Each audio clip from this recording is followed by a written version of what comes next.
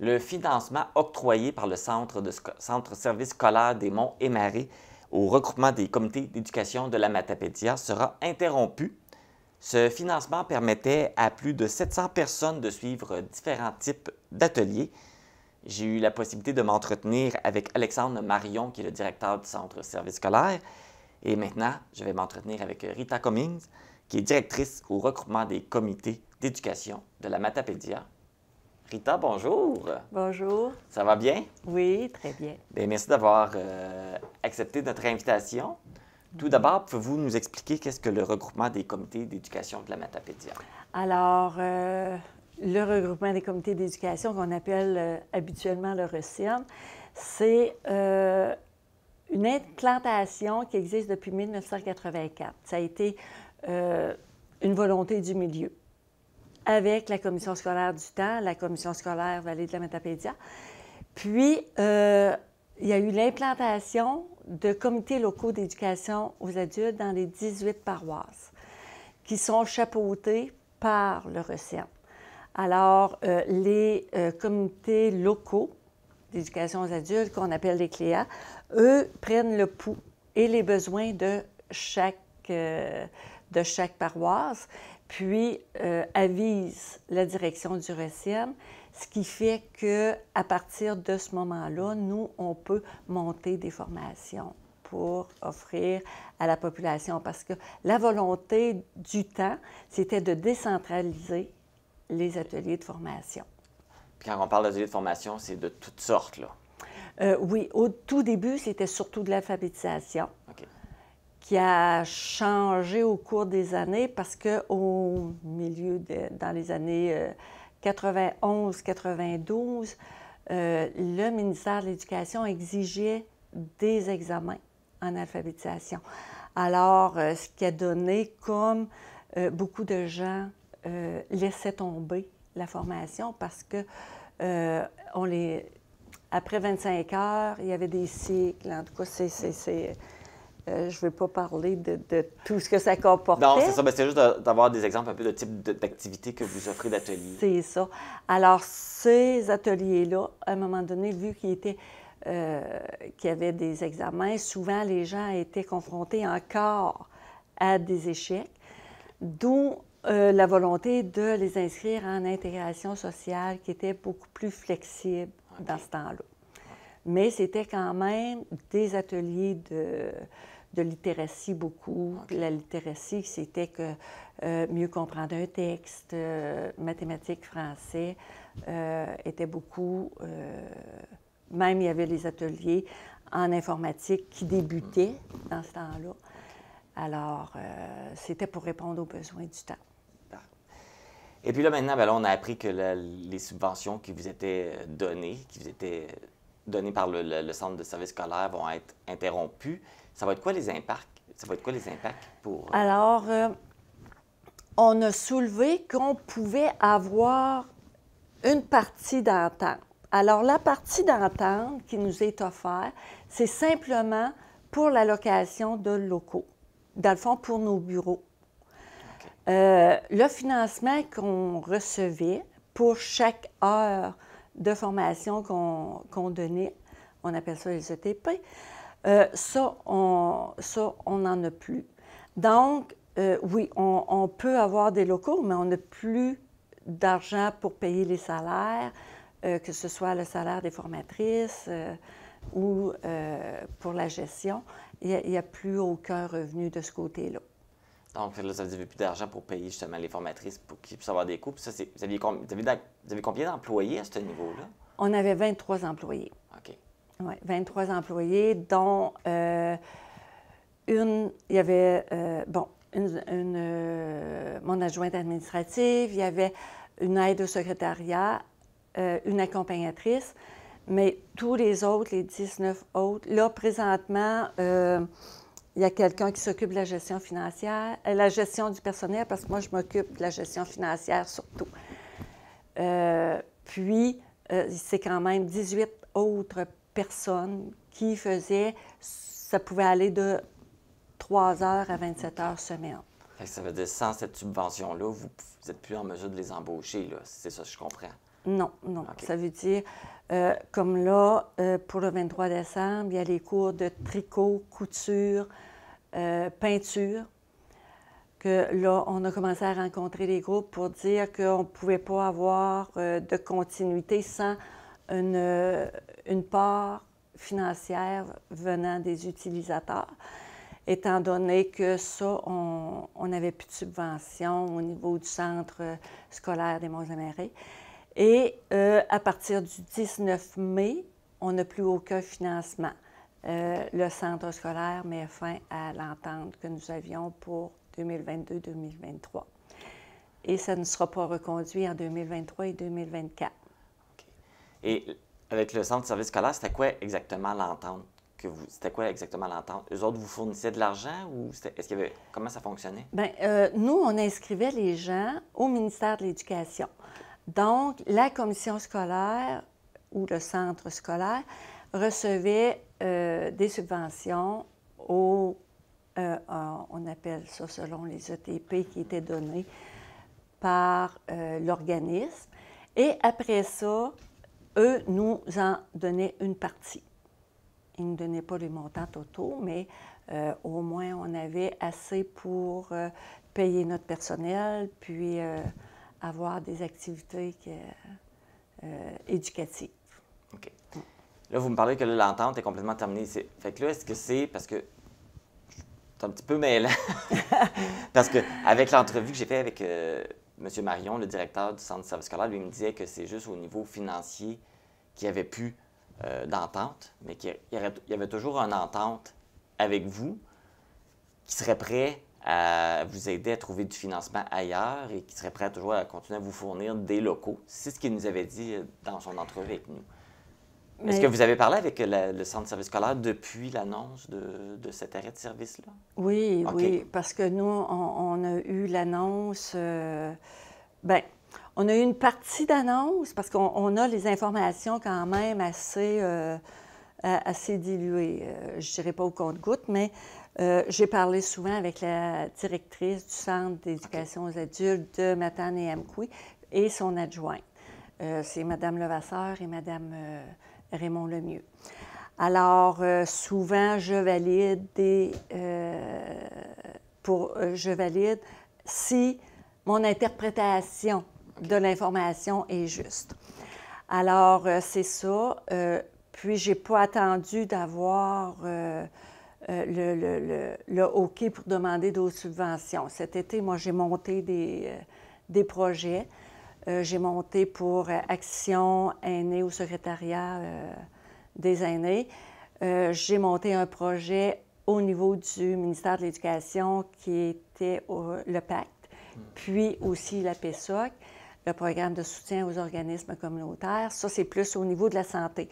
Parce que peut-être, comme M. Bérubé m'a dit, on a fait un trop bon travail. On a élargi notre mandat. Parce que souvent, si les RPA, les résidences privées aux aînés et les RI, les ressources intermédiaires, avaient besoin d'animation ou de... Oui. On allait pour répondre aux besoins de la clientèle.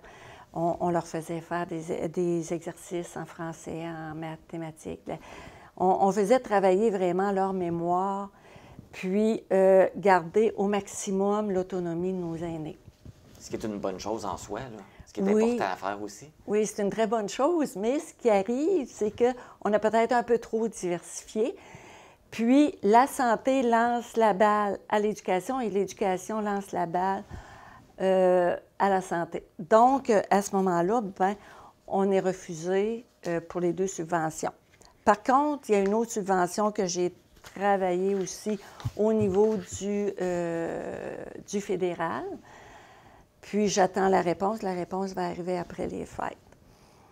Action aînée a été acceptée. Ah, OK. Oui. Puis, on a une subvention aussi au niveau du secrétariat à l'action communautaire autonome et aux initiatives sociales, le SACé. On a une petite subvention qui a été majorée un peu d'à peu près 4 000 $ qui va nous donner 35 000 $ pour l'éducation populaire. Mais 35 000 si on divise par 18 paroisses, ça ne fait pas beaucoup. Non. Mais Donc, surtout à la quantité de personnes qui font les formations, c'est pas suffisant. Non, c'est parce qu'on a quand même un budget de... L'an passé, on avait près de 500 000. OK. Donc, puis la majorité de notre financement qu'on recevait du centre scolaire allait pour les salaires des employés. OK.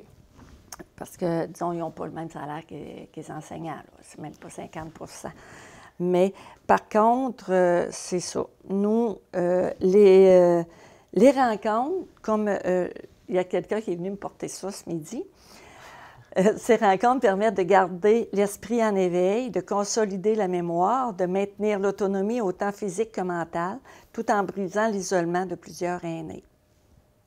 Oui, fait que c'est quand même des points importants, là. Fait que c'est pour ça que vous êtes allé voir pour trouver des subventions ailleurs. C'est ça. Puis je continue. Je continue, là. Depuis que j'ai eu l'annonce, là, je me dis à un moment donné, peut-être on frappe à plusieurs portes. Et l'annonce officiellement, ça s'est déterminé quand? Quand vous avez appris officiellement là, que c'était coupé, la subvention? On a eu la première rencontre avec la directrice, Mme Levasseur, a eu lieu en juin. OK. Puis, mais on attendait toujours les développements. Ça fait que là, on a essayé, j'ai essayé de diminuer les heures, voir qu'est-ce qui avait rapport vraiment à la littératie. Mais la littératie, c'est beaucoup de choses. C'est pas juste des maths puis du français. Selon, parce que j'ai quand même fait partie des instituts mondiaux. Puis, c'est aussi, la littératie, c'est l'habileté, la confiance et la volonté d'interagir avec la langue parlée et écrite pour acquérir, construire et communiquer un sens dans tous les aspects de la vie quotidienne.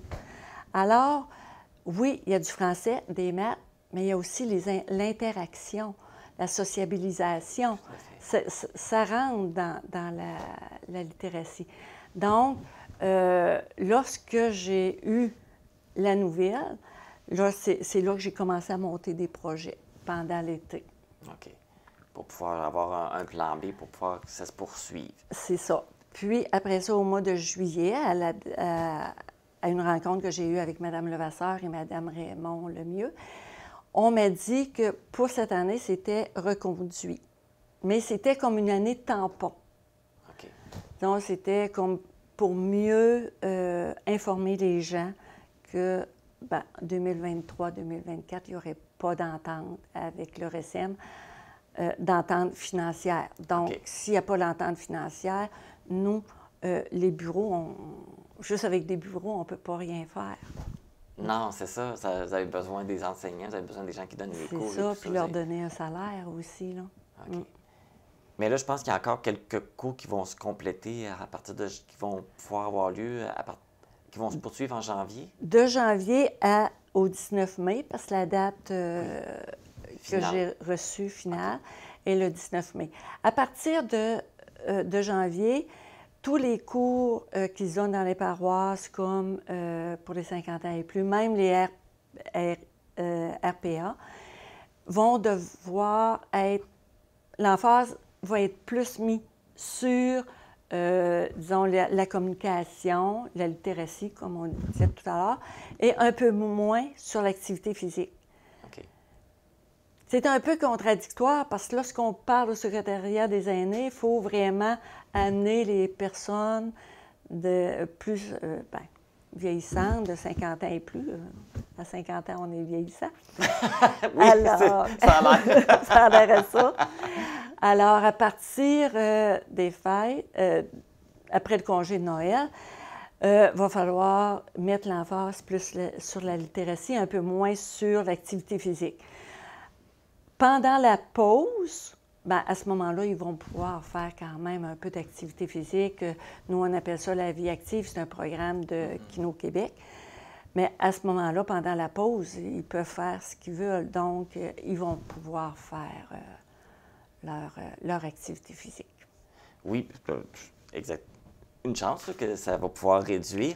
Mais là, vous n'aviez pas juste le Centre de services scolaires comme partenaire, vous avez d'autres partenaires aussi en ce moment. Des partenaires financiers. Financier, vous avez juste le Centre de services scolaires? Oui. Les autres partenaires, c'était pour...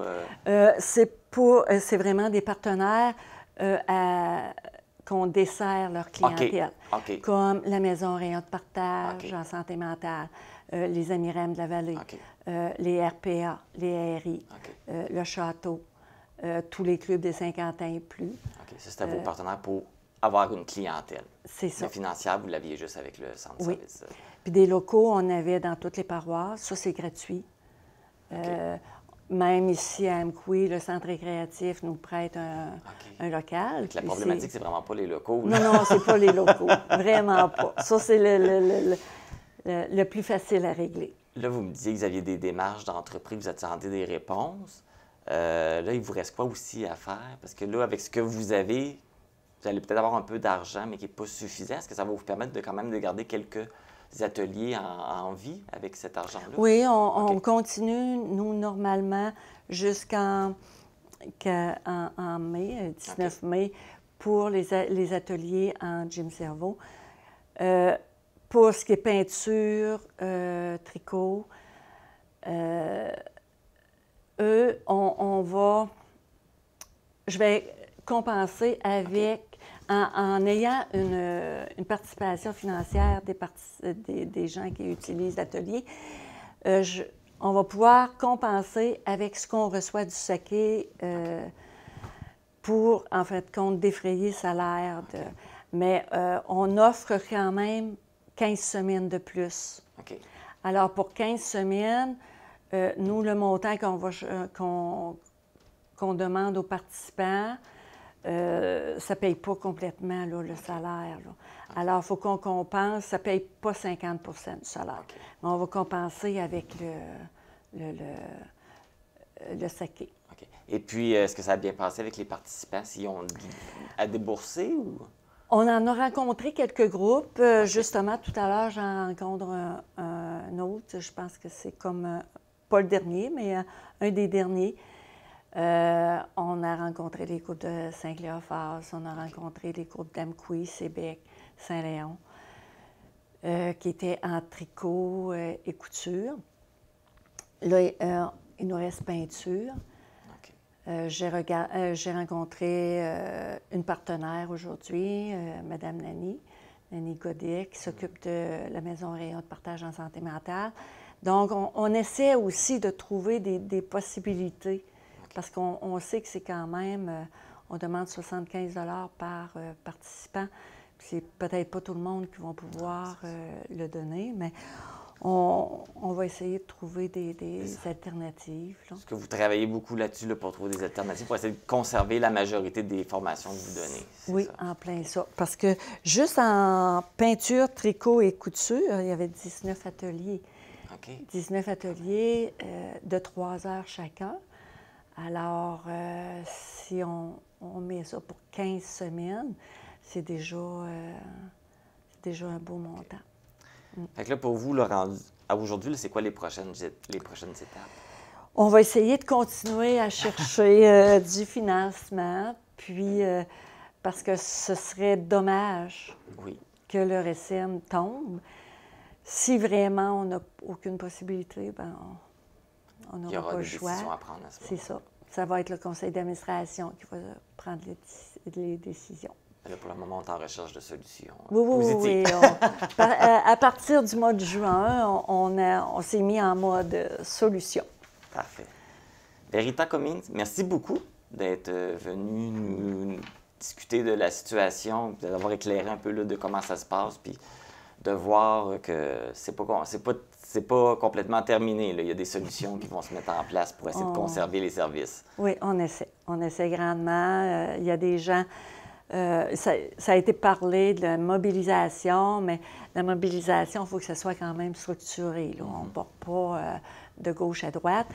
Puis, il y a des gens qui ont monté des pétitions, mais moi, je veux en parler avec la présidente du conseil d'administration aussi pour qu'il y ait comme un style de pétition qui soit monté pour pas qu'il y en ait 4-5, là.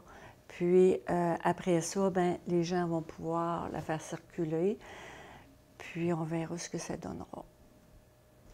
On vous souhaite que ça fonctionne bien. J'espère. J'espère parce que d'après la population, d'après les personnes que j'ai rencontrées lors des rencontres de groupe, tout le monde dit que si ça participe, il y en a beaucoup qui vont retourner dans leur isolement. Puis, on ne veut pas ça. Puis c'est ça, lorsque le RSM a été mis sur place, ça a été vraiment pour décentraliser, pour donner du service dans les petites paroisses. Donc, c'est peut-être eux autres qui vont écoper beaucoup plus. C'est ça. Que s'il y a des bailleurs de fonds qui nous entendent aujourd'hui, bien, écoute, si vous voulez apporter de l'aide, c'est le temps. Oui, c'est comme je disais. Si jamais je gagne un gros lot, ben tu vas savoir à quoi servir. Oui. Merci beaucoup. Ça me fait plaisir. Bonne fin de journée.